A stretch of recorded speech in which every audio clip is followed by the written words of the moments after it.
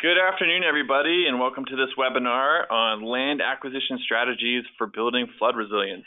My name is Logan Sand. I'm a recovery and resilience planner here in the Colorado Department of Local Affairs in the Division of Local Government. Just a couple quick housekeeping items here. Today's webinar is the last in the 2018 Planning for Hazards webinar series. This webinar is going to be recorded and it will be posted on planningforhazards.com. After today's presentation, all the attendees and folks who weren't able to participate will receive a follow-up email with a link to the webinar slides, some of the additional resources and handouts, as well as the AICP CM credit information, which you can see towards the bottom of your screen.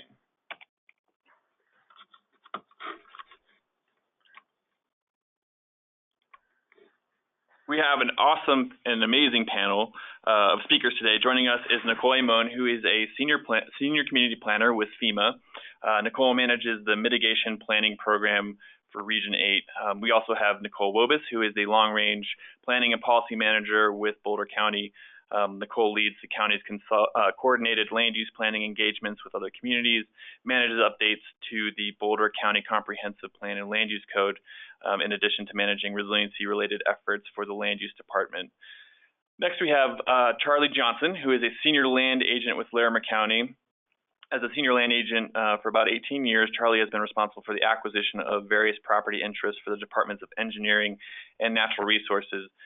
This includes fee simple and conservation purchases, property donations, as well as trail easements for regional trails, and also the purchase of right-of-way and various forms of easements for road, bridge, and drainage projects throughout Larimer County. Last but not least, we also have Megan Flanagan, who is a land conservation planning and resource program manager with Larimer County. Megan oversees the Department of Natural Resources, land acquisitions, planning, construction project management, natural and cultural resource stewardship, trails, and weeds and forestry programs. So quite a few programs there. Just a quick overview of the webinar today. We'll begin by briefly discussing how land acquisition as a land use tool works, some of the key benefits, and a couple of the challenges that communities should consider when looking at land acquisition planning as something for their community. Then FEMA will discuss sort of their role in land acquisition planning and some of the resources available to all Colorado communities and local governments. And then we'll dig into the first of our case studies, which is Boulder County and acquisition and open space resiliency activities, followed by the Larimer County work in flood resilience projects and processes. So by this point, everyone knows outright avoidance of hazards is sort of an obvious planning approach and solution for making communities safer. Avoiding hazardous areas can really be accomplished through a regulatory approach and regulations such as land use tools like overlay zoning, or through incentives like cluster subdivisions. However, we're going to be focusing on a non-regulatory avoidance approach, which is land acquisition. The protection of environmentally sensitive areas, which this tool falls under in the Planning for Hazards guide, is the protection of environmentally sensitive areas is a high priority for a lot of Colorado communities for a number of reasons. Generally, they offer a variety of benefits, including beautiful scenery, opportunities for outdoor recreation, plant and wildlife habitat, which is very critical for a lot of the economic vitality for communities across the state.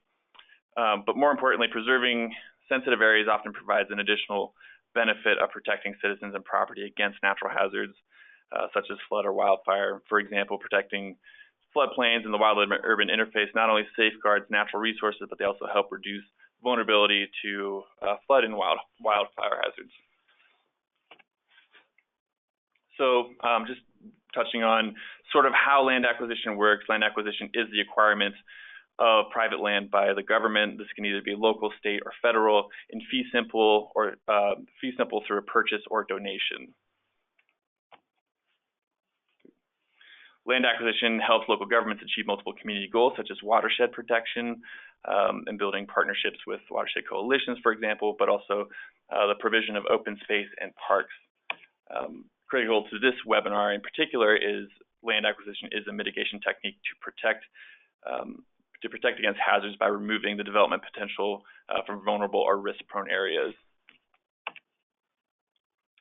And land acquisition is a tool not only to protect sensitive areas, but it also is really important because it involves a lot of community buy-in and also with leadership and working with property owners. So implementing land acquisition programs, does require political will, community support, and funding. And generally, successful land acquisition programs are well supported by the local governing body and the community generally, because it hits on a high priority community goal, whether that is preservation of open space, hazard mitigation, protecting cultural resources and scenic lands, etc. This often leads to the establishment of a funding mechanisms for acquiring sensitive lands that can advance these community goals. Some of the tools that we often see when it comes to funding have been the implementation through direct line item appropriations, taxes, or fees such as stormwater utility fees, tax incentives, and bonds. In particular to Colorado, other instances and other opportunities exist through grant funding and grant programs such as what the Great Outdoors Colorado might offer, or FEMA's hazard mitigation assistance funding. But it's important to work in partnership with those organizations as well as private and nonprofit organizations. But also, we shouldn't forget that while land trusts are more often thought of as a preservation organization, they often are able to assist communities with traditional land acquisition projects, generally because they have a lot of resources, staffing, funding that are usually readily available to assist communities in land acquisition projects. So there are a lot of great benefits from land acquisition, and some of these strategies that we'll hear about and themes that will resonate through the rest of this presentation. But land acquisition does complement policies and strategies found in a community's comprehensive plan or other plans that are associated with future land use, open space preservation, hazard mitigation, community wildfire protection planning, parks and recreation, environmental protection, et cetera. Kind of already touched on this, but provides a wide range of natural resource protection and hazard mitigation technique, and does reach these other objectives when it comes to recreation, environmental protection, habitat preservation. A key benefit, I would say, in land acquisition is that it does achieve community objectives through a permanent solution versus relying on land development policies or regulations, which can be changed over time or susceptible, to a new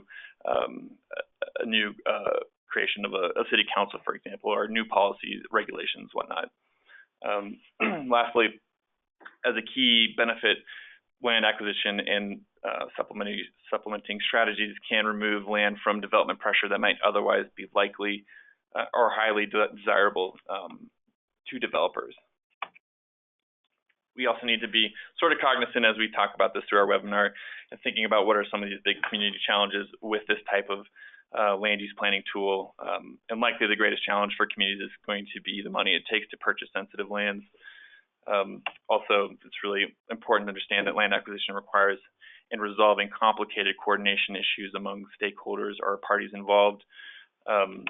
Communities need to have a higher level of technical expertise to administer land acquisitions, especially when it comes to the capability and knowledge of real estate transactions in Colorado. Any land that a jurisdiction does acquire might be subject also to conservation easements or easements that dictate how the land is to be maintained and used.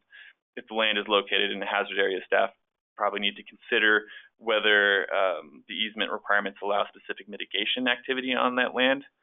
And then I think finally, as a big challenge, which we already hit upon, is that it does require a lot of political will, community support, and financial capital to get this planning tool up and running. So at this point, I'm going to turn it over to Nicole Amon to talk about FEMA's role in land acquisition and flood mitigation, especially with acquisition and buyout programs.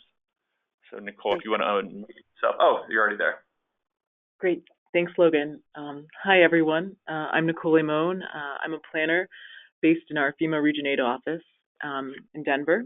And I work with the states of Colorado, Montana, Wyoming, Utah, North and South Dakota. And I'm going to speak today about FEMA's acquisition buyout program. Acquisitions are funded under FEMA's Hazard Mitigation Assistance Grant Program. And the grant program looks at communities who have properties, structures that are located in high natural risk areas. We're talking about high flood risk, but also landslide risk, where we see land subsidence and soil erosion type issues. And we see two types of acquisition: structure demolition and structure relocation. Under structure demolition, we remove the buildings, structures, and maintain the land as open space. Property owners are reimbursed for the fair market value of their real property, including land and structures, as well as many of the costs associated with that process.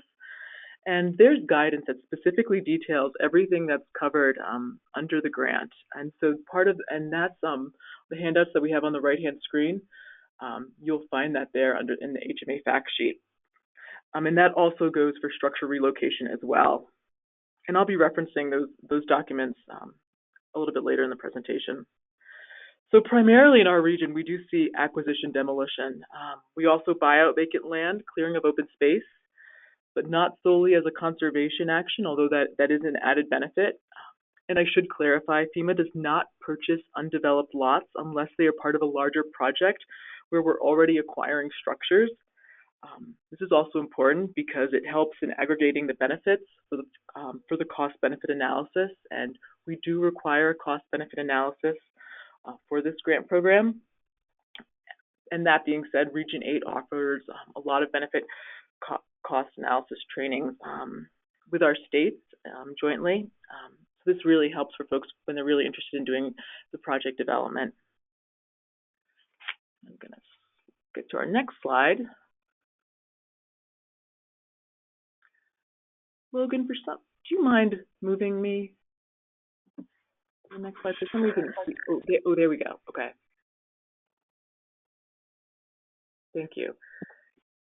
So there's three specific FEMA grant programs that fund acquisition projects, and they're all housed in our mitigation assistance program. I'm going to back up one. Okay. I'm not clicking any. Okay, there we go. So I think most notably, folks are familiar with our first one, which is our Hazard Mitigation Grant Program, also known as HMGP. Right. Oh, sorry. Yeah. Okay. Thank you. And this grant program is available under a Presidential Major Disaster Declaration, and that amount of funding is available based on the total federal assistance provided by FEMA. And just for some context, for the 2013 Colorado floods, FEMA provided a little over $13 million in mitigation acquisition funding for properties located in high flood risk areas that suffered substantial damages. Looks like our slides are going for a ride. Okay, so our other programs, there's also eligible funding under our non-disaster related programs. This is pre-disaster mitigation, PDM, as well as flood mitigation assistance. Yes, typically we do see most of our projects under HMGP. It's also a lot easier, as most of us know, directly post-disaster to galvanize folks, especially for personal home acquisitions. Especially then the situation is a lot more dire and folks are really willing to give up their homes and relocate. But I do really want to emphasize there is funding on an annual basis under our PDM and FMA programs. They are annually funded, congressionally appropriated grants. Each year Congress sets the amount. And for this upcoming funding cycle, PDM was appropriated at $235.2 million and FMA was $160 million. So we're talking almost $400 million.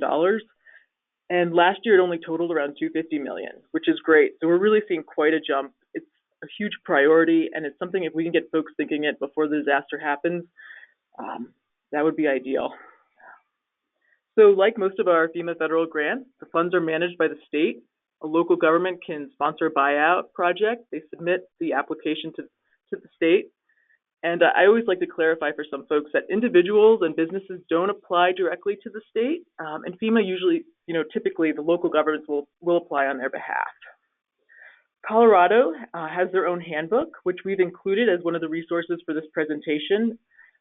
FEMA works really closely with the Division of Homeland Security and Emergency Management. They are the ones who manage all the Colorado-related acquisition projects that we've funded. We work very closely with Scott Baldwin, who's your Deputy State Hazard Mitigation Officer. He knows all of these projects very well inside and out.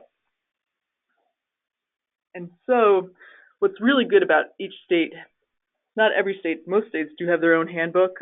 It goes through project and scope development, all the required elements of a project application. It always varies a little bit per state, so it's really good to take a look at the Colorado one. I guess, yeah, if we can go to the next slide, Logan, that'd be great.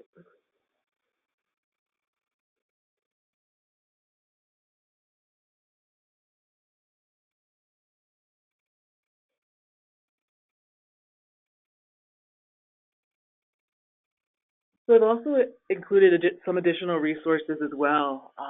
So we were just referencing the Colorado handbook, which I was talking about, but I've also included FEMA's fact sheets on property acquisitions for open space, a super high level document and very general, but it's a great primer for anyone who's just sort of interested in reading about this at a high level.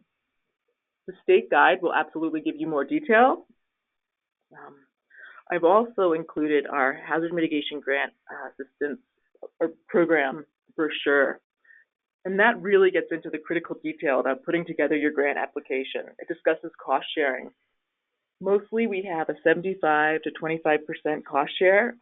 There are exceptions. The brochure also discusses eligibility in more detail and kind of gives you an idea of different project examples. And finally, there are two other resources that I wanted to discuss. And Logan, if it's possible, yeah, the next slide would be great.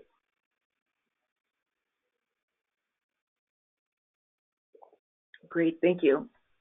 So these are two other great resources that I've come across and I wanted to include in this presentation. They were produced by the Environmental Law Institute and the University of North Carolina Chapel Hill's Institute for the Environment.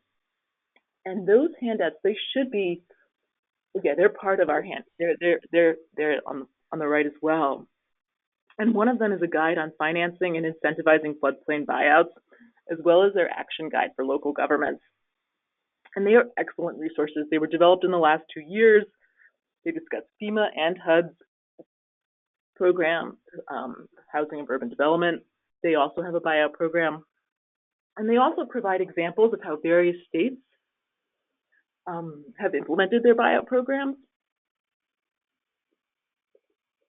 Excuse me one second. And most importantly, the funding mechanisms, discussing how they funded the non-federal match and different creative ways that they've done. So it really provides a nice best practice and gives you this overarching view, going kind of into the ins and outs that one should consider when you're funding and implementing a buyout program. And thanks, that's all I have. Great, thanks, Nicole.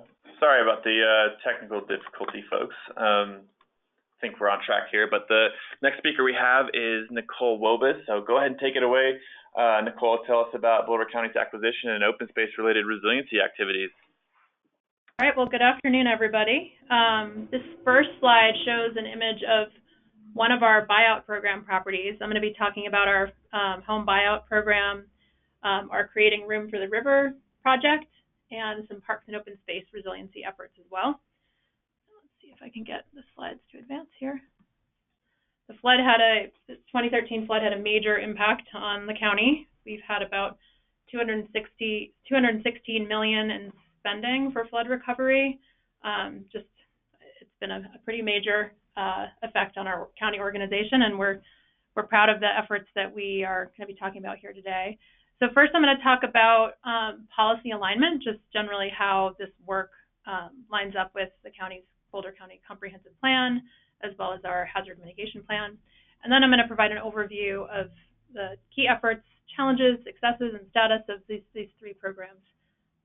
Oh, sorry, there we go. So just our comprehensive plan natural hazards element has a variety of very relevant goals listed in terms of the first one here. We have inappropriate development in natural hazard areas should be reduced as much as possible. I won't go through all of them, but there's also quite a bit of relevant material in our hazard mitigation plan, as well as our open space element of our comprehensive plan, and our environmental resources element of our comprehensive plan really talks about the importance of maintaining natural stream function, and sort of that is a theme that carries through a lot of our master plans and documents in the policy documents in the county. So I'm going to talk about our home buyout program first. So properties were purchased, flood damaged properties were purchased at pre-flood value, and that land is, as Nicole Limon was talking about, converted to undeveloped property in perpetuity, so the land cannot be used for future development. We had 47 properties acquired, about 89 acres of land. The program was launched shortly after the flood in the fall of 2013. The first closing that took place was in May of 2015, and we stopped accepting applications in the summer of 2016. Our last closing was the spring of 2017, and our last demolition late 2017. The reimbursement activity has continued through this year and is mostly done now. And then the property management and reporting is ongoing.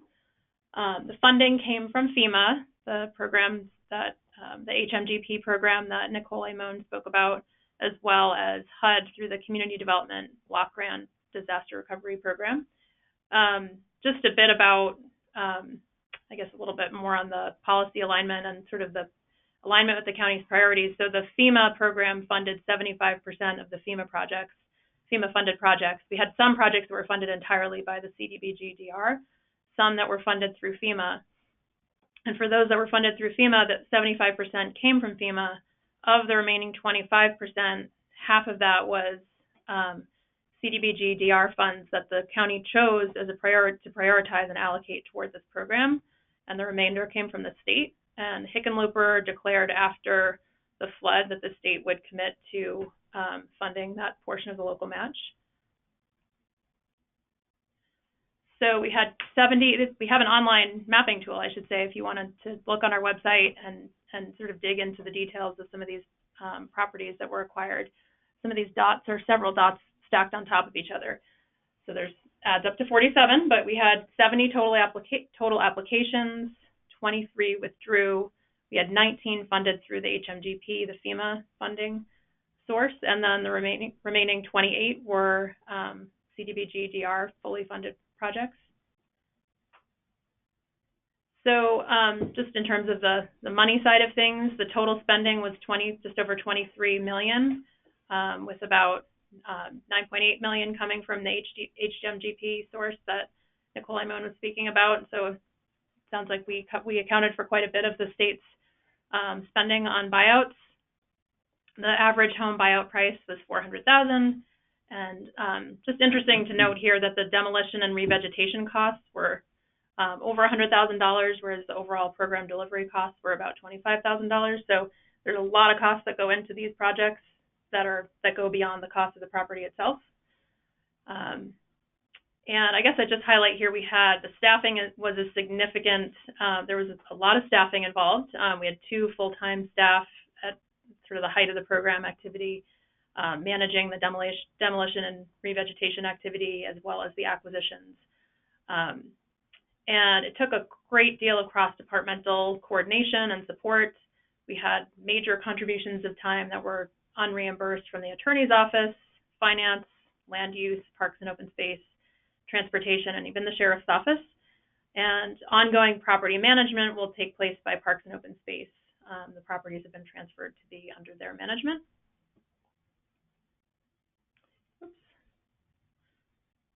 So this slide just kind of shows, I know you can't read the details, but sort of the big picture view of all the different players who are involved in that left-hand column.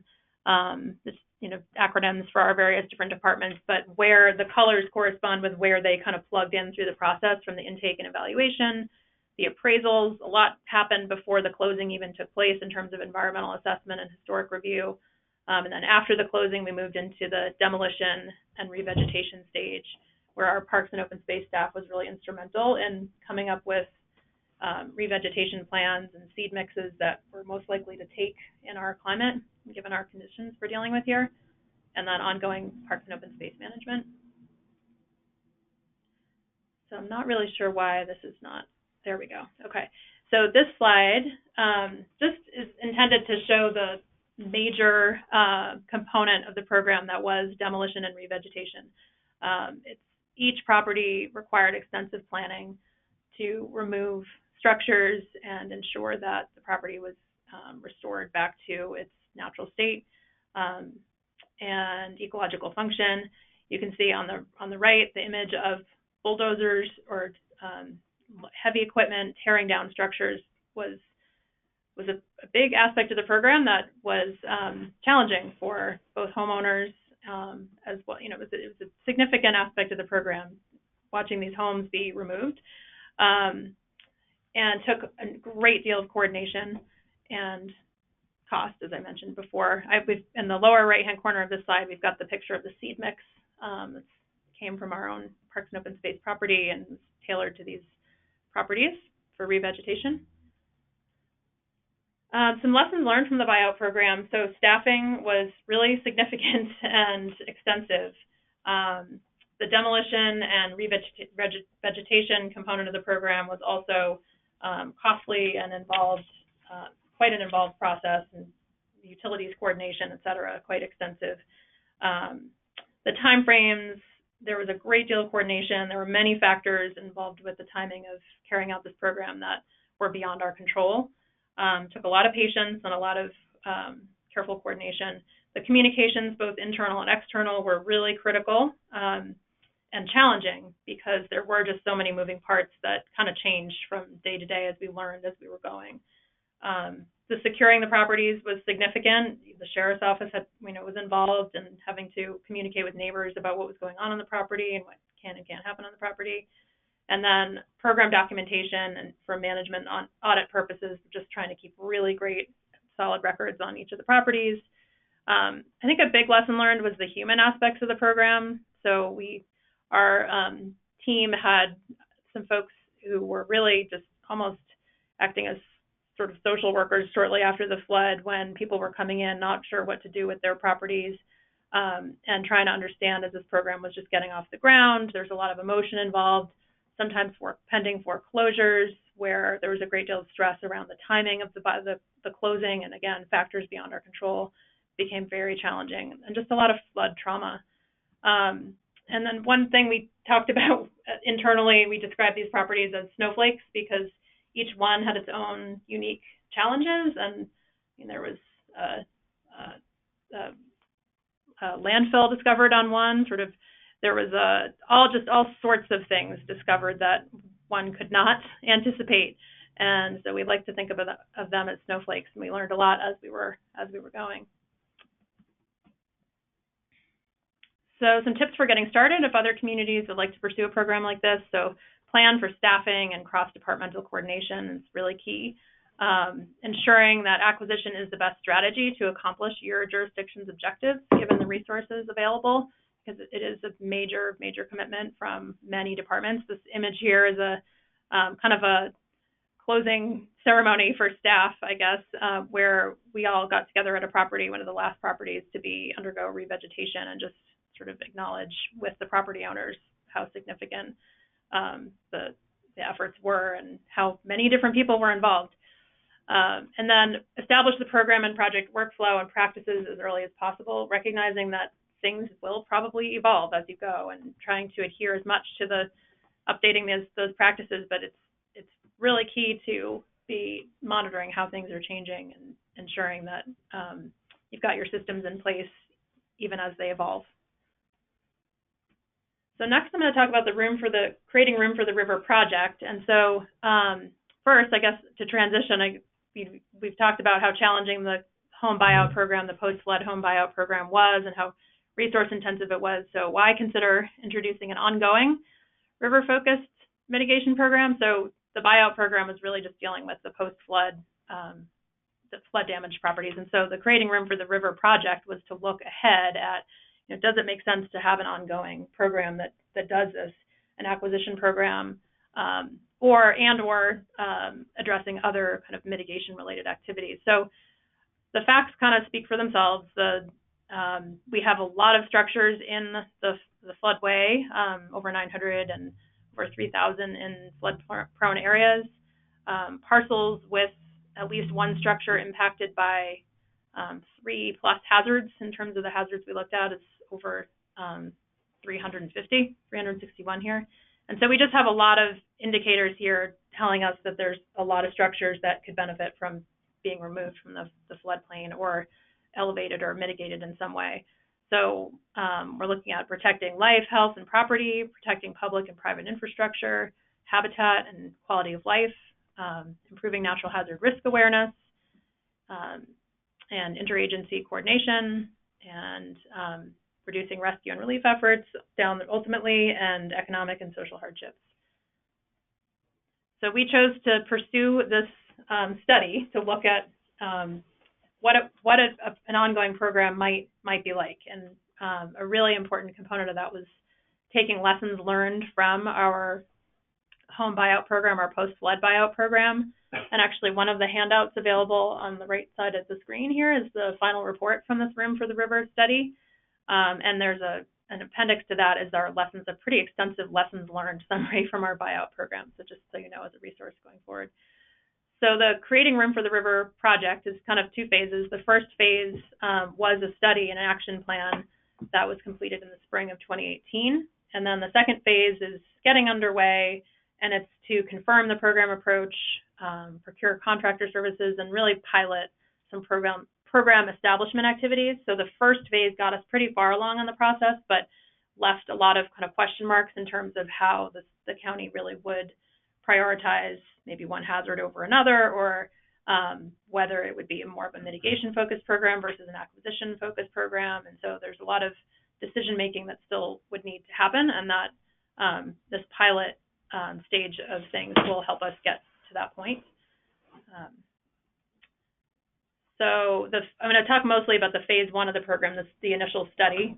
And so the study components were just looking at different program structure options, like how do you, when there's not an impending, post-flood situation that you're facing, like how do you go about recruiting people, and what is the overall structure of the program look like? We looked at potential funding sources, recognizing that FEMA may not be like the whole or ongoing in perpetuity kind of funding source for something like this. Risk mapping based on potential initial criteria, which I'll get into in a minute, and there was some additional data analysis as well. So this is just to show you kind of the analysis that we looked at. One of the outputs, we looked at a variety of different priorities for different program models. So what we've got here is mitigation strategies down the left, with a variety of different strategies in addition to property acquisition being looked at, deed restrictions, elevation, relocation, et cetera, and codes and policies, and then just kind of evaluated them based on these practical criteria like property owner engagement and technical factors and implementation factors. There's a lot of layers behind this, but this is kind of a roll-up of just to give you a flavor for the kind of analysis we did. And then this slide shows the various different, so for our mapping tool, a key element of the study was creating this mapping tool where we didn't end up with here's the final result. It was more that the creation of the tool was the final result, and that we now have this resource that we can pull in a bunch of different data layers and develop and basically score properties based on hazard-related factors as well as other parcel just general characteristics, and come up with a score, an acquisition score, to help us prioritize parcels for acquisition, both for improved parcels, structures, as well as vacant parcels. So it's really that the tool was the result there, but we have this valuable resource we can go back to and calibrate as needed. So some outcomes from the Room for the River project. We presented our analysis of options. We identified some immediate next steps and a 3-year action plan. All of this is available in that report. And again, we're in the phase 2 where we've secured funding for a pilot phase. And now I'm going to move on to our Parks and Open Space related activities. So immediately after the flood, we were really in emergency response mode. Our Parks and Open Space staff was in emergency response mode. Then looked through spring of 2014 at kind of assessing threats and mitigation opportunities, and then moved into the sort of long-term visioning and prioritization. And then just important to note that the flood recovery projects have taken quite some time already, and there's going to be activity ongoing past 2020. And it's something important to note is our Parks and Open Space properties, our Parks and Open Space Department, or the county with Parks and Open Space implementing, manages over 100,000 acres of open space. Those include both properties owned in fee as well as conservation easements. And so those properties were acquired not for the purpose of flood mitigation, and so it's just something unique to point out. They were acquired for broader open space values with sales tax funding and grants.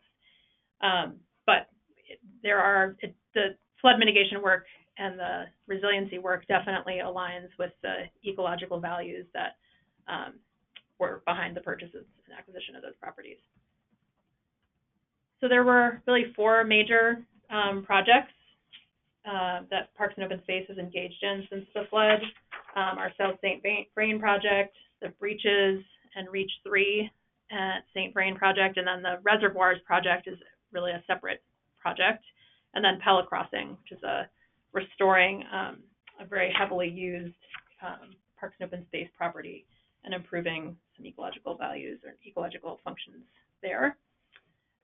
So kind of overarching way of looking at the disaster recovery and resilience work on the Parks and Open Space properties. Of course, you could get into a great deal of detail on any one of these, but objectives were to increase floodplain connectivity, incorporate natural channel design and stream restoration, protect and restore the natural creek and riparian habitat, and flood risk mitigation looking down the road. Other factors that were considered were trails and public access, cultural resources. In a lot of cases, structures were retained and moved, historic structures, looking at water infrastructure, dealing with reservoir and ditch infrastructure. So a lot of factors at play, and then you can see the cute little Prebbles Meadow jumping mouse, and all of this work and construction for restoration was done with protection of careful attention to protection of natural species, or species like the Prebbles Meadow jumping mouse. So this is just a before. This slide shows the before, like kind of post-flood condition, the during construction for restoration on the upper right, and then the after. So some really impressive work has been done to restore natural function of these streams. I'm really glossing over, there's quite a bit to these projects, but just trying to give you the 30,000-foot view. So some lessons learned, really just the designing and the design stage, it's really important to involve everyone up front. In terms of funding, working within the scope of what's allowed can be challenging because a lot of times we don't define what, we have to just work within what's available, and sometimes the funding sources have requirements that can be tricky. It may not necessarily align up with the way we would do things.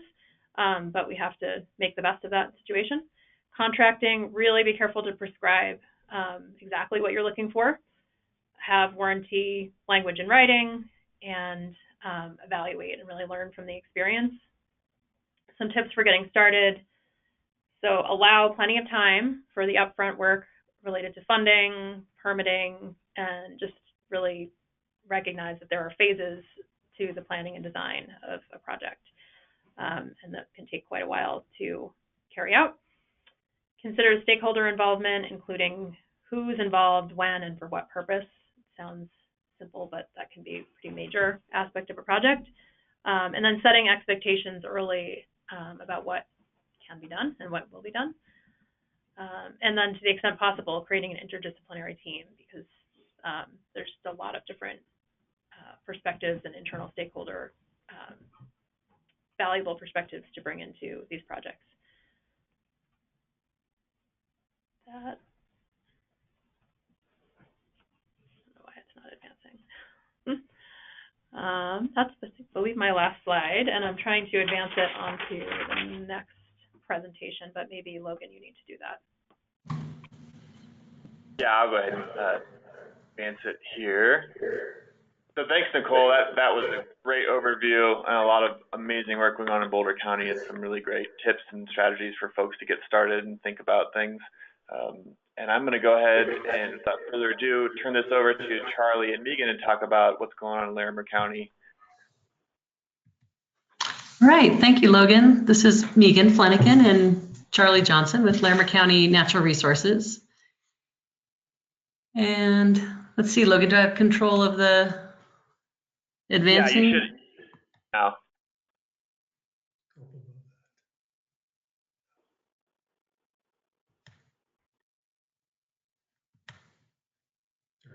There we go. All right. Hi, everyone. And we want to talk a little bit about some background about Larimer County, mostly our Natural Resources Department, which includes our parks and open space acquisitions, and then give a couple case studies post-flood on work we did on both the Big Thompson and the Poudre River up here in Larimer County.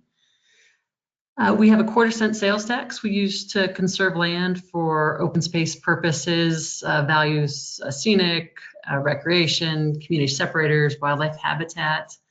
That tax has been around since 1996, and since then we've conserved about 50,000 acres in a mixture of fee lands that the county owns and manages, and conservation easements that are in private land ownership. Some of these properties are along the river corridors or in hazard areas, so they serve that function. But really the primary reason we've acquired these lands is for those conservation values I already mentioned. We do have an adopted acquisition process that's pretty detailed.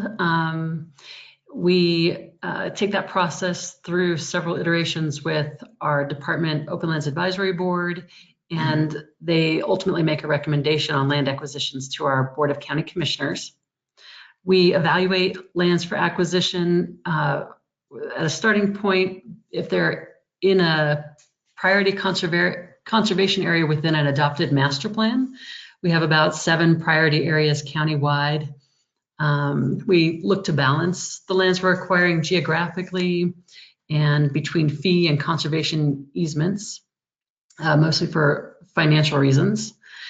We have a number of financial partners with the incorporated cities that share part of our sales tax or have their own funding sources, and a lot of private landowners that we get donations or partial donations for.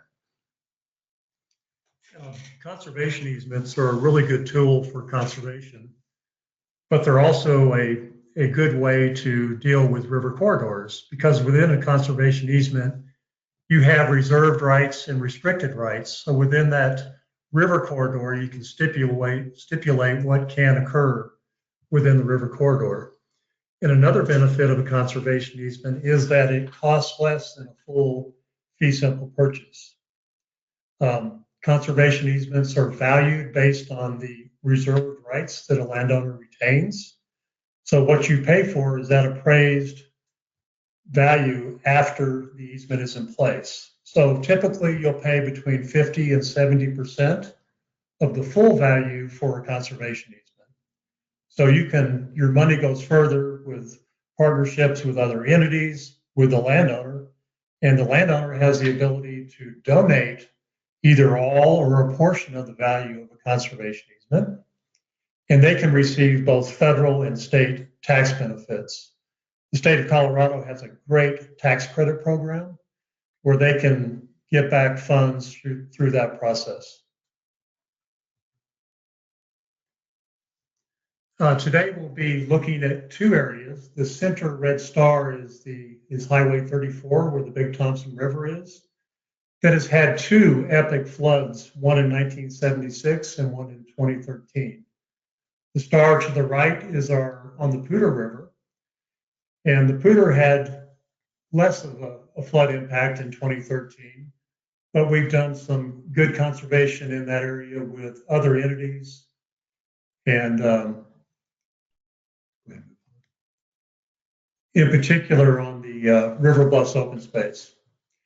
On the Big Thompson River in 1976, we had a huge flood, and through our buyout program in 1976, we acquired 163 small parcels, anywhere from less than 1/3 of an acre up to 5 acres.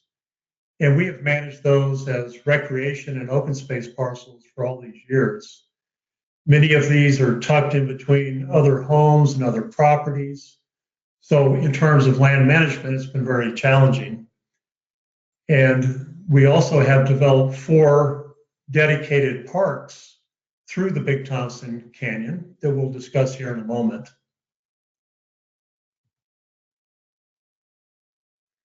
Here you see the Big Thompson River corridor with our 4 parks, and we'll discuss in detail the Glade Park, which is closer to Loveland, the Narrows Park, the Forks Park, which is at the confluence of the North Fork of the Big Thompson and the Big Thompson, and the Sleepy Hollow Park to the west, closer to Estes Park. So post-flood, we, Larimer County, we partnered with a grant from Great Outdoors Colorado and the City of Loveland, CDOT. We have a local Big Thompson Watershed Coalition group that had formed to really take a look at all the parcels that we had owned since the 1976 flood. So as Charlie said, there were 163, and of those, we only, really were managing 4 parks worth, which some of those were comprised of multiple parcels. But then there were a number of parcels that were deemed substantially damaged post the 2013 flood. And we really wanted to take a fresh look throughout the Big Thompson River corridor as to what we would do with all these parcels and have a really concerted plan. So ultimately, we identified 4 categories. Category 1 and 2, which would be lands that we would retain in county ownership and have some type of public access and actively pursue completing river restoration work. Category 3 that would have no public access and maybe limited restoration. And then a category 4 that Charlie hinted at, which were parcels that we deemed necessary to divest of. So if it's between 2 houses, maybe we could find a landowner to acquire it and retain a conservation easement to prevent development still. About 4 or 5 years ago, I believe, could be longer, time flies after these events, we divested of about 25 parcels, primarily in the Drake region of the Big Thompson River corridor. Can you go back to that map? And the thinking was that we would, if you look at the Forks Park area, you see Drake there, that's where we did quite a few divestments of property interest. We sold properties that were deed restricted back to adjacent landowners. They were deed restricted to the extent that they could not build upon them, and they could only use them for private recreation and picnicking and those sorts of things. And of course, it wasn't a financial goal to make money on this, but it was to get the land back in the hands of landowners who could maybe take better care of these parcels. In that process, we retained from the top of the bank of the river through the river corridor.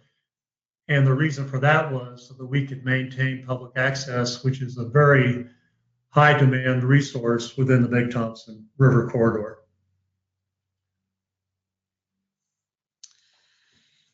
So just a few photos of some of the damage that occurred to the various parcels that the county owned. These are all post-2013 flood. This is a toilet that was at our Forks Park that whoever was the floodplain modeler at the time post-76 flood did a great job in making sure that this toilet was just outside of the floodplain and actually survived. And lest you think Larimer County is super frugal, we were able to reuse this toilet in its entirety, but we did change out the toilet paper in the trash bag. We all 4 of these parks pre-flood had parking and river access. They were all determined to be either category 1 or 2. So those were the categories where we would allow or reinstate public access following the flood. And in 3 of those park areas, we have completed river restoration work in partnership with the coalition and CDOT with grant funds from the Colorado Water Conservation Board and others. So here's just a couple pictures today. Here's that toilet at Forks Park near some of the parcels we divested, but everything in this picture we retained. And we worked pretty closely with CDOT to model this parking lot and the floodplain to make sure that you can see the river has quite a bit of room over to the left to move still in this area. And we really want to make sure that our parking lot didn't have a cumulative impact downstream by constricting the river or other things. So we feel pretty proud about that. And then a couple photos of some of the river restoration work. It's a little hard to see because things aren't quite greened up yet in this picture, but a lot of willow stakes and pool riffle sections of the stream that were rebuilt. So as we've mentioned, we have the parcels that we received from the 1976 flood, and in particular in the Cedar Cove area, we have about 14 parcels along with the city of Loveland. The Forest Service has some nearby ownership, and we envision in this area to, excuse me, to have some form of limited access for the public. The map that you're looking at there is in green is the county ownership, and you see the parcel that's labeled as Horn. That is one parcel that we did purchase for post-flood value after the flood. And it made a lot of sense because it was sandwiched in between the county parcels up there. We continue to try to acquire more property interest in this area. But as Nicole mentioned, after a flood, there's a lot of emotions you have to deal with, and people have lost family members. And in particular, in this area, there were 2 people that lost their lives in the 2013 flood. And a number more were lost in 1976 in this area. So this is a good example of an area where it makes total sense to have conservation to deal with the river corridor. This is an example of Cedar Cove on the left, which was pretty much channelized after CDOT came through. And then you can see in this other photo where the banks were laid back to create more room for the river corridor. And that's actually a bridge right there that survived the flood. We had many bridges that were ripped out in the 2013 flood. This is the Cache La Poudre area, and it flows from Rocky Mountain National Park to the South Platte. And Larimer County Natural Resources considers this a high priority conservation area, along with the city of Fort Collins and other entities. And we have 764 acres of conserved land, a regional trail corridor that spans from LaPorte all the way to Greeley. That'll be 52 miles of public benefit with trails. And in particular, we have the River Bluffs open space, and the photograph that you're looking at there is a 300 or 400 acre conservation easement that is known as the Three Bell Conservation Easement, where we worked with the landowner to protect that property in partnership with Great Outdoors Colorado, the landowner, and the city of Fort Collins. All right, and then just for the last minute or two here, we just want to show you some of the work we're doing along the Poudre River. As Charlie mentioned, the Poudre didn't see some of the same flood flows, but mostly there was minimal infrastructure and damage through the city of Fort Collins and beyond, mostly because a lot of the area is already conserved and between city of Fort Collins, Larimer County, and others. And River Bluffs is one of those properties. We conserved it back in 2005. And you can see from these 2 aerials in the 50s, prior to the highway being built, Highway 392, the river had a lot of room to move, but it was constricted when the highway was built. And you can see the river channel is fairly straight as of 1963. After the county purchased this property, this is what it looks like today, almost like a canal more than a free-flowing river. And our goals have been to remove a lot of the riprap, improve the floodplain connectivity, create some pool riffle structure, and minimize some of the erosion that you see in these photos. We have received a grant to the tune of $1.3 million from DOLA and smaller grants from CPW and Great Outdoors Colorado. And combined with our own funding of about $360,000 from our sales tax, we're about to start a $1.6 million project in the next month. And here's just a quick diagram showing how we'll put some of those pool riffle ratios in and reconnect the floodplain out to the old oxbow to the west. So stay tuned. We should have some information on our website about that if you want more detail over time. Otherwise, that's our last slide. Thank you. Great. Thanks, Megan, and thanks, Charlie. That was great to get into some of those details here. So at this point, we have about 5 minutes left. Everyone who's attending the webinar should have sort of a dialog box from the GoToWebinar. If you have any questions at this point for our experts here, that would be great. I think we actually have a few. I'm trying to pull them up.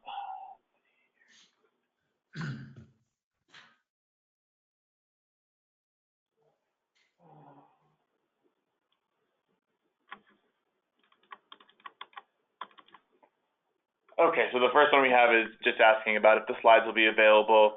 We're going to send all this information along with the handouts and the Room for the River report and a bunch of other resources to folks after, shortly after, once we get the webinar sort of preloaded and up on our Planning for Hazards website. So yes, all the materials will be accessible. Again, if anyone else has any questions, we have just a few more minutes left over for, let's see here, for our folks to take advantage of the experts on the phone. So yeah, again, another question from Dustin, and it was referring to the reports if they're going to be available, and again, we'll send those out to folks that were on the phone as well as folks that might have missed the presentation.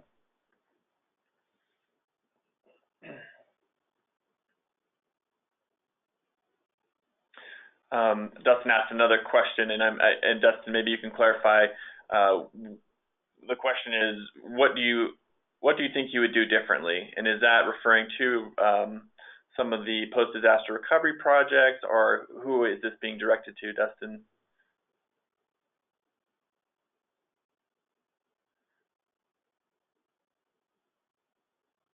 Okay, while he's answering that, maybe there's one more question popping up there. I'm glad that folks are taking advantage. So this is from Karen Birchtold in the city of Manitou Springs. She said, did most people volunteer to participate in the acquisition program, or did you reach out to them? So I don't know if either Nicole or Megan or Charlie wants to answer that question. So for Boulder County, information was provided about the buyout program, but it's an entirely voluntary program. So yeah, information was shared, and some essentially, I guess, recruitment was done by getting that information in the hands of folks who could benefit from the program, but it is an entirely voluntary program. I don't know if that answers the question. And I'll discuss Larimer County's buyout program. Ours was quite a bit different. It was a post-flood value buyout program. And as I said, we acquired one parcel. The others that were eligible elected not to sell their property and have retained it for their own use, or have sold it to other adjacent landowners. Okay. But we did reach out to them in the beginning and had very little activity in terms of people wanting to move forward. Great. Thanks, Charlie. We have time for one last question, and this is from Miriam McGalvery, and it is, do either of the counties have long-range policies to better prepare for flood hazards before they happen, especially since floodways tend to change after each flood? I'll answer. Go ahead. Go ahead, Charlie. Well, I was just going to say that, you know, the floodplains are being remapped. So there'll be a new set of plans that come out for the Big Thompson River and other rivers in the area. So going forward, that'll be used for future planning. Yeah, and I would just say with regard to the question about the flood plain changing following floods, I would just mention that Boulder County's just gone through and is in the later stages of a major flood plain remapping project that takes into consideration the current conditions. And in terms of looking ahead, we are definitely doing quite a bit to gather all our lessons learned together, all of our stakeholders within the county with institutional knowledge of how things went post 2013 flood, and we've got a resiliency team looking to plan and take advantage of opportunities to mitigate better and plan better for the next inevitable flood. Great. Thanks, Nicole. Well, I want to be respectful. Go ahead, Charlie. I would say that Larimer County has also beefed up its emergency response for these situations. We've hired an emergency program manager. What's her official title? Emergency Operations Center. Yeah. But anyway, so we've put personnel in place, one individual in particular who's coming up with plans for the future to deal with any kind of disaster, whether it be flood or fire, which we've experienced both in the last 5 years. Great. So we are just about a couple minutes over 1 o'clock. I want to be respectful of everyone's time, but a huge thank you to all of our subject matter experts and folks on the phone, both Nicole Moen and Nicole Wobus, as well as Charlie and Megan from Larimer County. Huge thank you for your participation and for talking to folks about this really important topic. Lastly, as we kind of close things down, I will send an email with, again, all the resources that we discussed here on this webinar, as well as some additional information here, hopefully in the next couple of days, once we get everything pulled together and the webinar closed up. So look for an email from me, and thanks again to everyone on the phone, as well as our subject matter experts here, and look for our next upcoming series in 2019 for the Planning for Hazards webinars, and stay tuned. Okay, thanks.